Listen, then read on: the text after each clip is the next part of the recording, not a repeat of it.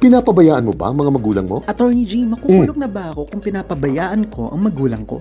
Kung maaaprubahan ang panukalang batas ni Senpin, ay posibleng may kulong na ito. Matagal na kasi tayong may batas tungkol sa pagsusuporta sa ating mga magulang, lola at lolo. Maliwanag naman kasi ang Article 195 ng ating Family Code tungkol sa bagay na ito. Ang pagkakaiba lang ngayon, magiging isang krimen na kung magiging isang pabayang anak kayo. Posible ka na kasing makulong ng hanggang 6 na buwan. Kung 3 buwan ka nang hindi nagsusustento sa magulang mo at hanggang 10 taon ang kulong mo kung tuluyan mo ng pinabayaan ng mga magulang mo. Pero huwag kayong magalala. Hindi naman kayo makukulong kung mapapatunayan ninyo sa hukuman na wala talaga kayong kakayahang magsuporta. O kaya naman kung kayo inabuso, pinabayaan at iniwan ng inyong mga magulang noong bata pa kayo. Ang unang issue ko sa panukalang batas na ito ay sana pinantay nila ito. Kung may kulong na ang pagiging isang pabayang anak, dapat lang na may kulong na rin ang pagiging isang pabayang magulang. At ang pangalawa, sana maunawaan nating lahat na ang pinakasolusyon sa isyung ganito ay kung lahat tayo ay matututong mag-ipon at paghandaan ang ating pagriretiro. Dahil kung lahat tayo ay matutong maging masinop sa pera, hindi na natin kinakailangan magmakaawa pa sa iba para lang sa kakarampot na suporta.